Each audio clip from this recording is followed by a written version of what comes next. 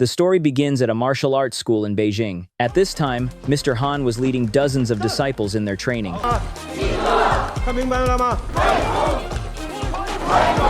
The boy practicing on the wooden stakes in front of him was his most proud student. However, the boy's mother was strongly opposed to him learning martial arts and had come many times to take him home. Seeing this, a young disciple immediately reported the situation to Mr. Han. He arranged for the girl to try to hold the boy's mother back, then signaled for the boy to escape. Unfortunately, things didn't go as planned, and the mother still found out everything. Reluctantly, Mr. Han had to step in himself. He lowered his posture and pleaded with the woman, hoping she would allow the boy to stay and continue his training, but she firmly refused. Martial arts had already cost her one son's life. It turned out that a year earlier, her eldest son had won a martial arts championship, but after the match, he was ambushed by a group of thugs on his way home. They pulled out daggers and stabbed him to death. Now, the only one she had left was her youngest son, so she didn't want the tragedy to repeat itself. To make her son give up martial arts completely, she had found a job in America and was preparing to take him to New York to live. No, Mom, our life's here. And how long are you going to keep this a secret from me? And which one of us is keeping secrets? 这是练，又不是打。 You practice violence, you get violence in return. You, of all people, should know that. Xiaoli, there will be so many other things for you in New York. Why are you speaking in English, Mom? New city, new language. And you can leave all this stuff here.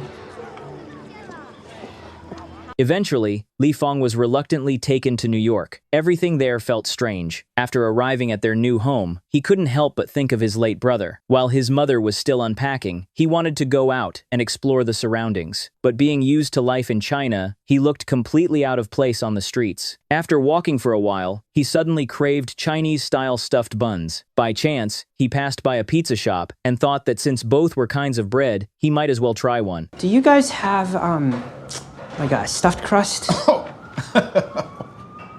No, we don't have stuffed crust. But you know what? I think I can help you out. You need to get back in your car, drive through the Holland Tunnel to Jersey, go 20 miles in any direction, find yourself a nice, crappy little strip mall, and I'm sure you can find a stuffed crust. Are you guys done? Luckily, the owner's daughter, Mia, stepped in to defuse the situation, easing the awkward tension. This incident made Li Fong develop feelings for her. The next day, he went to register at his new school. Although the process wasn't smooth, he had no choice but to adapt quickly to the new environment. After school, he ran into Mia again while she was moving things. Seeing her belongings scattered all over the ground, Li Fong quickly went to help pick them up. This action helped him gain a new friend. To show her gratitude, Mia decided to take him around and help him get familiar with New York. As they passed by a karate dojo, Li Fong couldn't help but stop. It had been a long time since he last practiced martial arts, and he immediately felt his hands and feet itching to move. You study karate or something? Yeah, Kung Fu. I used to. It's cool. But, yeah, don't do any of that anymore. Yeah, you're clearly over it.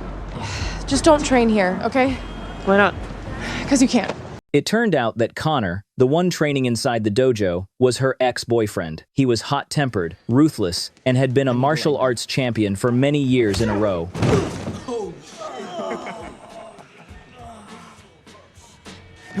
She quickly pulled Li Fong away from the place. Just then, a harsh voice shouted from behind. The cold-faced man leading the group demanded that Mia tell her father to repay his debt immediately. Mia gave a short reply and dragged Li Fong away. It turned out that the man was the owner of the dojo, and her father owed him a huge amount of money. Mia warned Li Fong not to get into any trouble with them. At that moment, the dojo owner went to tell Conor that Mia had just been seen with another guy. Because of that, Conor completely bore a grudge against Li Fong. Somewhere else, the two of them stopped by a small Chinese shop. Thanks to his ability to speak Chinese, Li Fong helped Mia save quite a bit of money while shopping. Unknowingly, their relationship gradually became closer. But I could teach you some Mandarin. I'm serious. If you went in there and you, started speaking their language, you would get so much respect. They give you the local discount. I am the local. Not in their shop, you're not. And in return? I don't know, you teach me New York. Teach you New York? Yeah. Okay, fine. I get off work early on Sunday. I can show you a few spots around town. Okay. Okay. 就是个约会. What? What does that mean? It's a date. No, it's not a date.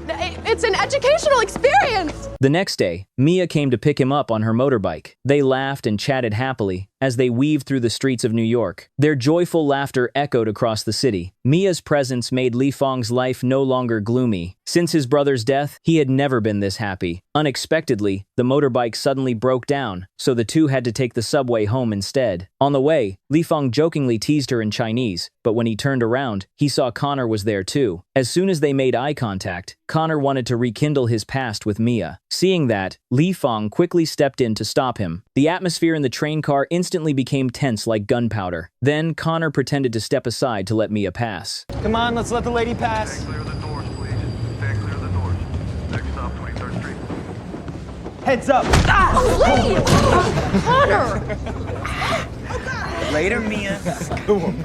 On the way home, Mia couldn't stop apologizing to Li Fong. She admitted that she had indeed had a short relationship with Conor, but ever since Conor joined the dojo, he had become increasingly aggressive. Looking at Li Fong's swollen eye, she knew he would be in trouble if his mother saw it. So she took him to her family's pizza shop and asked her father to help disguise it a little. When Victor found out that Li Fong was injured because of his daughter, he immediately decided to teach the boy a defensive technique. It turned out that Victor had once been a top boxing champion and had won countless titles in the ring. But after Mia was born, he decided to retire and devote himself completely to his family. When Li Fong got home, he thought he could hide what had happened, but his mother eventually found out everything. She warned him to quit martial arts and focus on his studies instead. She even found him a tutor to help with his schoolwork. At that moment, the only comfort he had left was the martial arts poster on his wall and the photo of his late brother. Memories of martial arts flooded his mind. His older brother once taught him a move called the flying dragon kick, but because his skills were still limited, he could never master it. 你这招我学不会。你会的，总有一天。 While he was still struggling to decide whether to give up martial arts, the next day, a turning point came. Conor, the bully, showed up again to mock and provoke him. The anger that had been suppressed for so long suddenly exploded. He threw down his bag, ready to teach Conor a lesson. You really want to do this, Beijing? I'll take it easy on you. No hands. No matter how hard Li Fong tried, he couldn't land a single hit.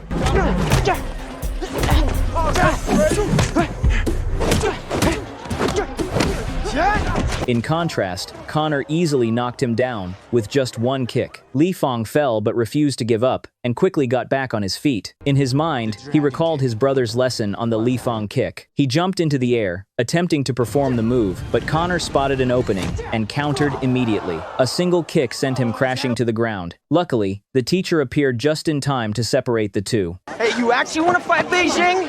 Fight me in the 5 boroughs where no one can save your ass. Hey, get off me! Show's over, folks. After leaving school, Li Fong walked alone through the quiet streets. A championship poster of Conor on the wall caught his attention. He quietly tore it down, feeling a wave of sadness and frustration in his heart. Wanting to distract himself, he planned to invite Mia out for a walk that evening. Seeing that the motorbike was still not repaired, he bent down to take a look. But suddenly, a group of thugs wielding clubs showed up. They were there to collect Victor's debt. Li Fong warned Victor to watch his back, but it was already too late. His shout drew the gang's attention toward him. Li Fong stepped forward to stop them from attacking, but one of them shoved him hard into the wall. This time, he chose not to hold back.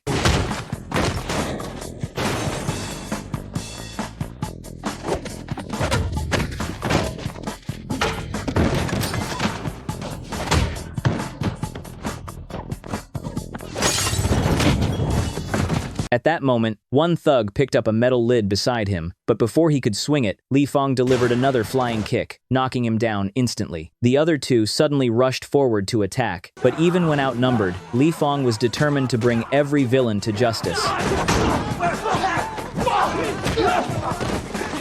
He jumped onto a nearby car, but one of the thugs managed to hit his leg with a stick. Li Fong fell, but quickly got back up, grabbing onto the ladder above. With another flying kick, he sent one more attacker flying.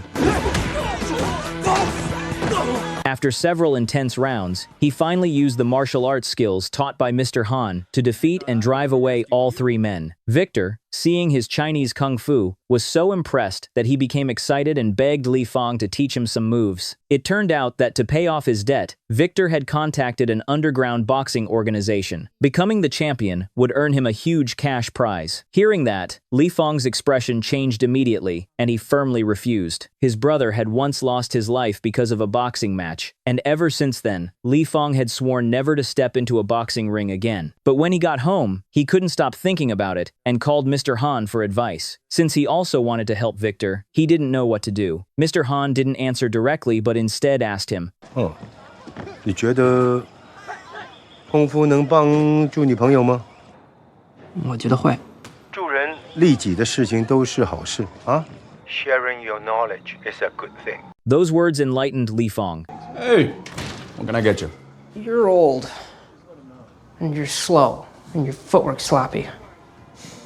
Anything else? Yeah, you take more punches than you throw, which I feel like you think that's a talent, but it's not. So what are you doing here? That can make you better. When do we start? They put on boxing gloves to test Victor's basic skills. Just try to hit me however you think you can. Lee, you're half my size. I gotta see what you're like in the ring. Oh, come on. I'm not fighting a 150-pound kid. Well, you're not. I'm 125.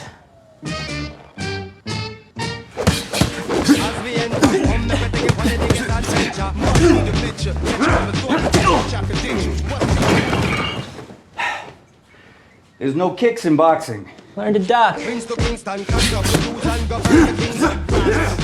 Just as they were training enthusiastically, Mia walked in. But when she found out that her father planned to return to the ring, she strongly objected. However, Victor had made up his mind. He said he would only fight 2 matches. Once he won, he could pay off all his debts and continue running the pizza shop. Hearing that, Mia reluctantly agreed, though she turned to Li Fong and warned him that nothing bad must happen, or she would never forgive him. From that day on, Victor officially began his kung fu training. Li Fong poured all the knowledge he had learned throughout his life into teaching him. First was the classic horse stance exercise to train concentration. Teaches control over the mind, so that you can overcome the pain. Squat, don't bend.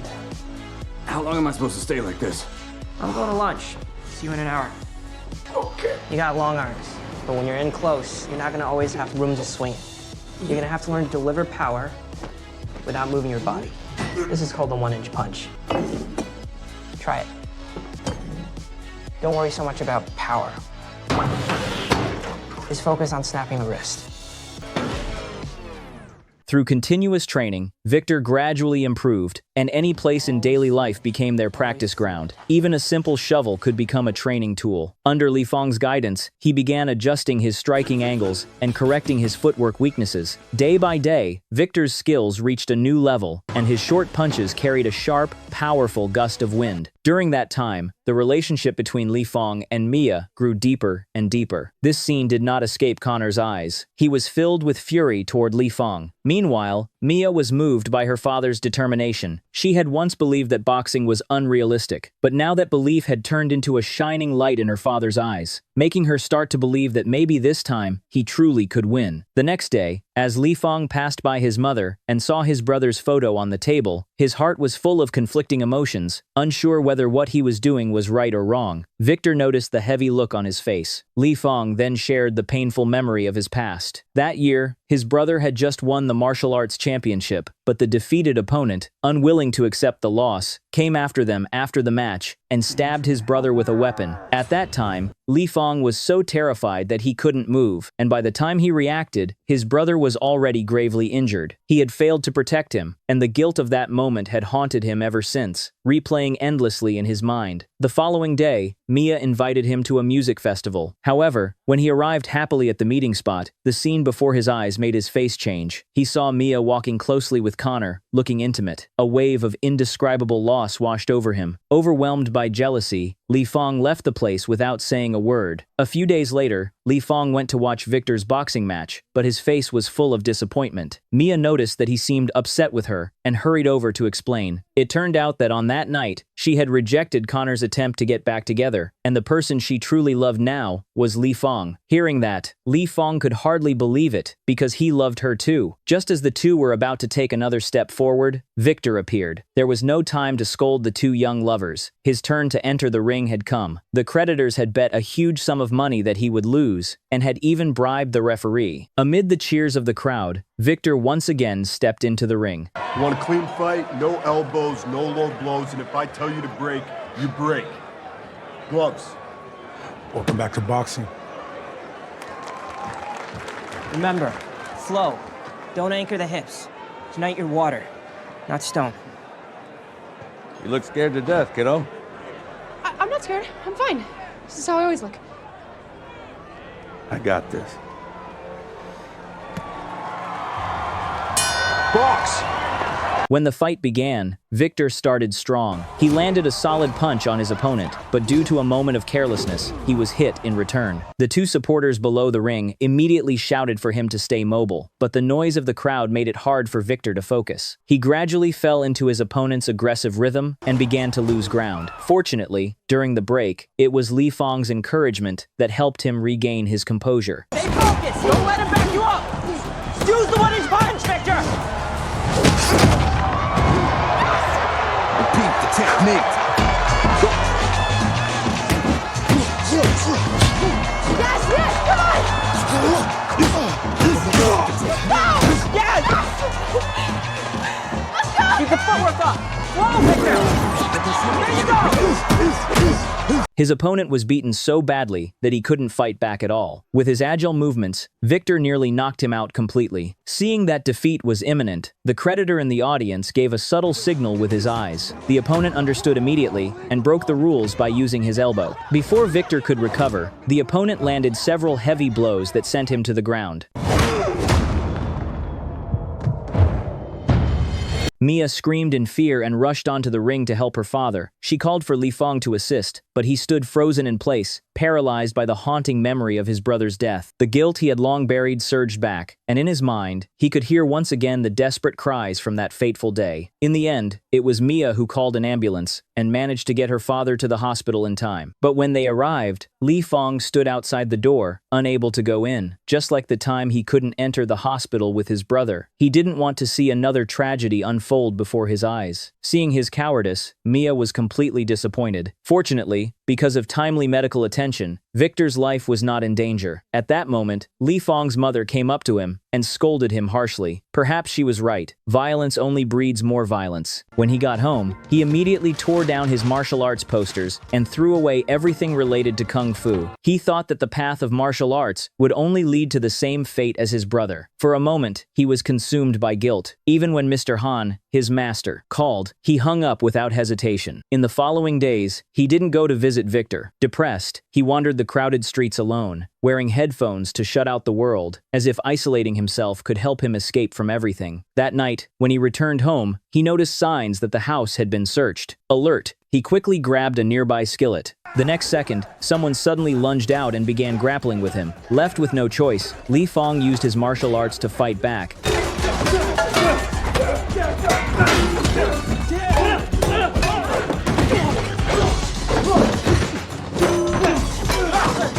But after several exchanges, he was clearly at a disadvantage. When he finally turned on the light, he realized that the intruder was none other than his master, Mr. Han. Just then, his mother came home from work. Mr. Han calmly sat on the chair and explained that he had come to visit the two of them. While resting, he picked up a competition poster from the floor, walked over to Li Fong, and said sincerely, You cannot control when life knocks you down, Xiao Li. But you can control when to get back up. Those words quickly reignited Li Fong's fighting spirit. Early the next morning, he and Mr. Han went to the hospital to visit Victor. Having finally cleared the burden in his heart, Li Fong immediately apologized to him. Victor smiled and said he didn't blame him, but now that he had lost the match, it would be difficult to repay the debt. He might even have to sell the pizza shop. Hearing that, Mr. Han immediately said, "Leave this to me." While Li Fong was still wondering how he would handle it, Mr. Han pulled out a poster for the District 5 tournament from his pocket. It turned out that by winning the championship, one could earn a generous cash prize, enough to help Victor pay off his debts. There were only 10 days left before the competition began, so they had to start training right away. Later, Mr. Han went to a karate dojo. The dojo's former master had once been a close friend of his. Although that man had passed away, his martial arts legacy had been passed down to his son, Alan. Mr. Han expressed his intention. He wanted Alan to teach karate to Li Fong. After returning home, Mr. Han immediately pulled Li Fong out of bed for training, taking him to a wooden post to practice dodging techniques and to master the defensive principle of softness overcoming strength.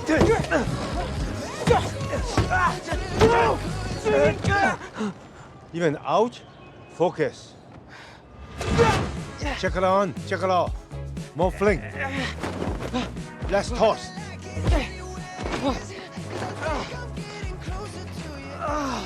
Where did you come up with this? Asian Kung Fu power. Make do with what you have. Mr. Han then used his persuasive words to convince Li Fong's mother to let him enter the competition. So, we're just supposed to let him fight? It is not about fighting. It is about not giving up. Not just for Xiao Li. For both of you.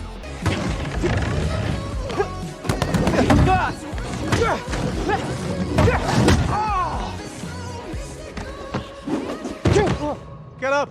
But now, kung fu training alone was not enough. He needed karate to make up for his weaknesses. Only by combining both could he have a real chance of defeating Conor and winning the championship.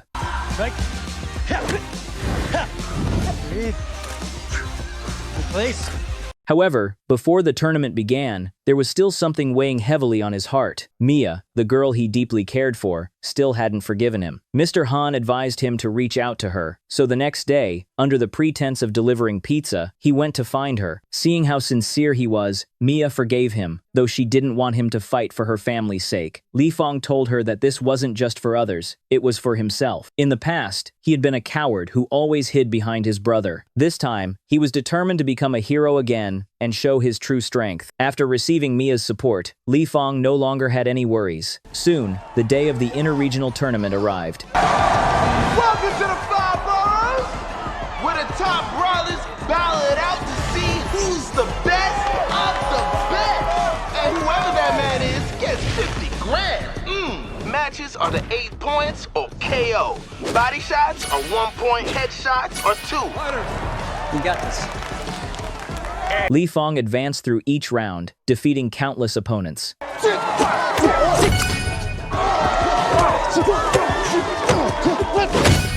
what a head kick! Knockout! Winner! Before long, he had made it to the semifinals. Weather update, tornado down, Li Fong moving on! Winner! His opponent this time was quite strong, but the more challenging the fight, the stronger Li Fong became. He still managed to win and advanced straight to the finals. Lights out, Baron! Li Fong is moving on to the finals.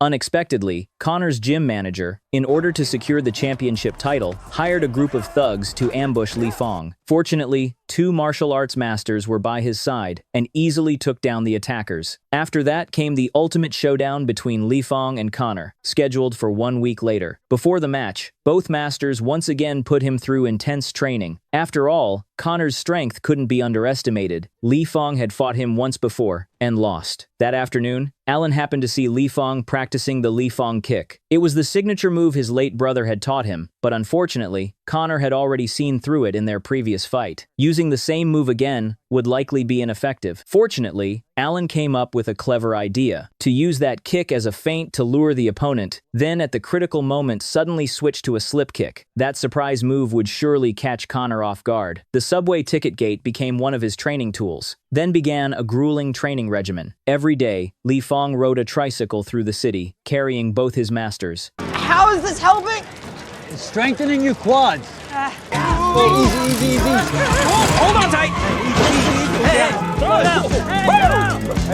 After several days, Li Fong had completely transformed. Facing his 2 masters, he could now spar with them on equal footing. He had also mastered the refined techniques with ease. Soon, the day of the final match arrived. His mother came to support him and lovingly encouraged her son to give it his all. Before stepping onto the stage, Li Fong tied on a symbol of his family's martial legacy. Finally, accompanied by his two masters, he stepped onto the arena he had long dreamed of. The audience erupted in excitement, eager for the clash between the two strongest fighters. Conor slowly stepped into the ring. The two locked eyes. The fight hadn't even begun, but the air was already thick with tension. Both took a step back and assumed their stances. At the referee's signal, Li Fong launched the first attack, but Conor dodged every strike effortlessly. Then, with a swift sidekick, Conor sent him flying to the side, earning 2 points. With no other choice, Li Fong shifted from offense to defense, but Conor's aggression was overwhelming. Sidekick to the midsection. Conor Day admiring his work. Within seconds, he slammed Li Fong to the ground. One-arm body slam. You don't do that. Down go.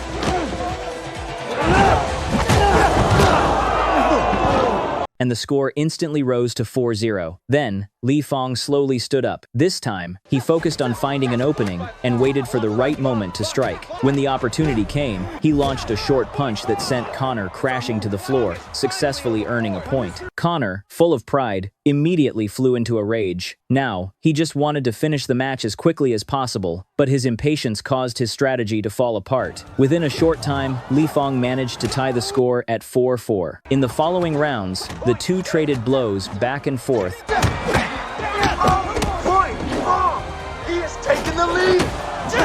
And the match quickly reached its most intense phase. But at the crucial moment, Conor delivered a kick that struck the back of Li Fong's head, knocking him hard to the ground. If he couldn't get up within 10 seconds, Conor would be crowned the champion. As the referee began the countdown, Li Fong's consciousness started to fade. He thought of his promise to his family, to Mia, and could almost hear his brother's voice. Martial arts isn't about how many times you win, but about whether you can stand up after you fall. Seeing the crowd cheering for him, Li Fong clenched his teeth, grabbed the referee's hand, and stood up once more at the very last second. The final round had come, the decisive moment between the two fighters. Immediately, Li Fong jumped into the air, preparing to unleash the Li Fong kick. Conor instantly recognized it as the same move from before and sneered, reacting instinctively with a counter kick, not realizing he had fallen into a trap. Li Fong swiftly ducked under the kick and swept Conor's legs, completely throwing him off balance. Then, with one final flying kick, he sent Conor soaring out of the ring. The entire arena erupted in thunderous applause. With that, Li Fong won the championship title, but Conor, unwilling to accept defeat, tried to attack him from behind. Li Fong reacted instantly, grabbing and throwing him over his shoulder, slamming him to the ground. Just as he was about to punch him, Mr. Han shouted from the stands for him to stop. Li Fong struck the mat instead, then extended his hand to help Conor up. In the end, he not only defeated his opponent, but also won everyone's respect. Mia ran onto the stage and gave him a deep, emotional kiss. With the prize money, Li Fong helped Victor pay off all his debts, allowing the pizza shop to continue running. And with that, the story comes to an end. Thank you for watching.